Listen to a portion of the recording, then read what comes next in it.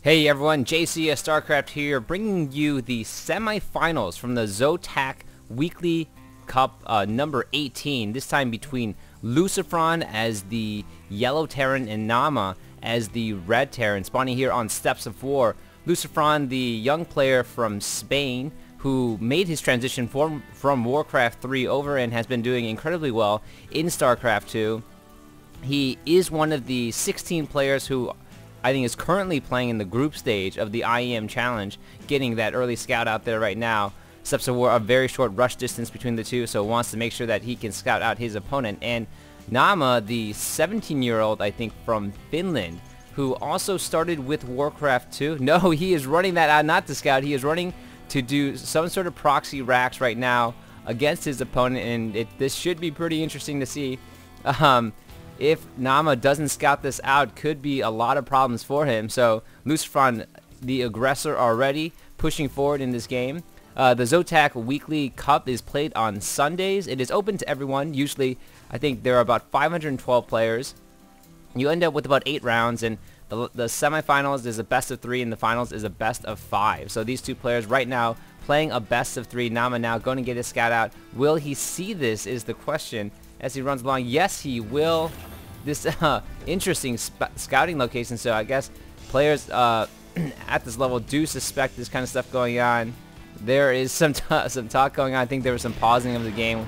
That's why there was all that stuff. And cancels his refinery to get a second racks right now. Very smart move by Naama after he's detected that he's going to be rushed proxy racks right now in his base, and lots of SCVs going out trying to block off this ramp as much as possible and trying to do some damage to this Marine before it can get too far. Marine having to retreat right now. Second Marine is coming out, pulling away these SCVs. And is it going to be enough? Naama now has established his first racks and is going to be getting his second down. Marines coming out for him back at the base of LucifroN. He has gotten his orbital command and has looks like he might be going for a factory next. I think just kind of saving up. Doesn't really have that much more going on. And meanwhile, at the front, we have a lot of SCVs trying to create some sort of wall for this Marine to survive. 3 Marines now for LucifroN. Going to try to get rid of this SCV in the bunker. Can he do it right now? The lots of action going down. Luckily, the SCV ran to the back right now during the building of this bunker. But LucifroN trying to get in, trying to get rid of that, trying to get rid of 8 hit points on the SCV. Will it go down? The bunker does go down, and this is going to be a problem for LucifroN. He's not going to be able to push in anymore. Now does a great job holding it off initially, but looking back at the base, we do have the factory going down for LucifroN. Is he going to lift off and just retreat at this point? He's kind of forced his opponent to double racks and now getting very, very, very late gas. So a great move by LucifroN, who hasn't lost that many units right now. I think he should lift off this racks, but now once he's microing these units really well, and if he can just kind of hold his ground right now, he's going to be definitely ahead. Looking at the income tab, he is ahead economically. Has started mining gas a lot earlier and has more harvesters. So in that panic, kind of forcing his opponent to switch his play, getting that second racks. Not sure. I haven't seen a lot of Naama's games before, so I'm not sure what he's most comfortable with. If he is a bio player or if he is a tech player too. So right now, looking over at LucifroN, getting the tech lab on his factory and going to be getting that starport as well. So definitely far ahead in the tech tree, using this barracks to kind of float in. Is trying to float it around the bunker, and whether or not he's going to be planting this in the base or just using this as some sort of scout just to see what his opponent has. Looks like it could be a sacrificial barracks for right now, and the Marines working away at that racks right now. Both players, Naama has been able to catch up a little bit, but is still behind. And looking at the army count right now, both players are pretty even. I imagine that once, and the tech lab now going down for LucifroN, a second factory going down as well.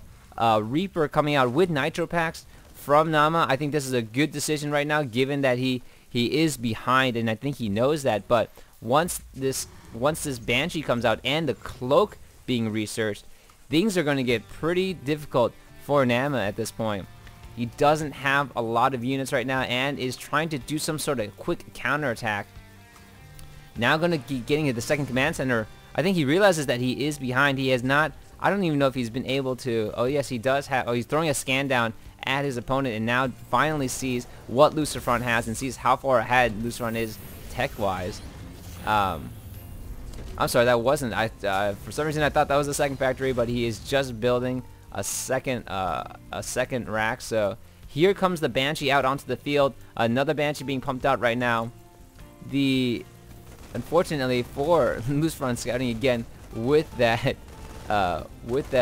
sacrificial barracks. Naama does have several Marines right now. Did see the starport with the tech lab. Is pumping out Marines as quickly as possible. Knows that this is coming in, and meanwhile has been trying to do an attack with the Reapers. The Reapers are coming in and doing some damage, but this Hellion is there to kind of hold things off. The Banshee has come in, and where did those Marines go? The Marines, I think, kind of wandered out a little bit early, so bad timing for Naama at this point. And this Banshee just can pick off individual Marines. How long can it stay alive? No, the scan goes down, and the Banshee does die as well. This barracks still floating around in the base. Another Banshee coming out for LucifroN. No detection for Naama. I think he's trying to get down that engineering bay as soon as possible, because once he runs out of scans, and those scans are being used with, so mules aren't being called instead. And here comes the second Banshee. Naama does not have any detection at this point. So this Banshee is just going to be able to run free until the missile turrets come up. One being built right now, but that's just going to get killed right there. And I think he's going to be in a lot of trouble. Going to be losing a lot of units right now to this cloaked Banshee. Trying to keep his Marines alive. Trying to wait until there the scan goes. And will it be enough though? Because this Banshee could just run around until the scan kind of disappears. Oh, LucifroN losing that second Banshee. Unfortunately, good push, good timing by Naama to keep pushing there. But another Banshee coming in, and there is a missile turret in the back, and there's another one being built in the front. Will this get finished in time? Yes, it will. So he will have some sort of protection. Another scan going down from Naama, and Naama GG's right there, realizing that he doesn't really have any scans afterwards. Even though he has the missile turrets in his base, not going to have enough to kind of defend everything out there. So great early rush by LucifroN, and even though he rushed, he didn't commit to it. He's still back at his base, was trying to tech up and trying to transition out of it into the mid game, which he did successfully, forcing Naama to cancel that refinery and get the second rack. So great first game. LucifroN takes it and is up 1-0. Going on to cast game 2.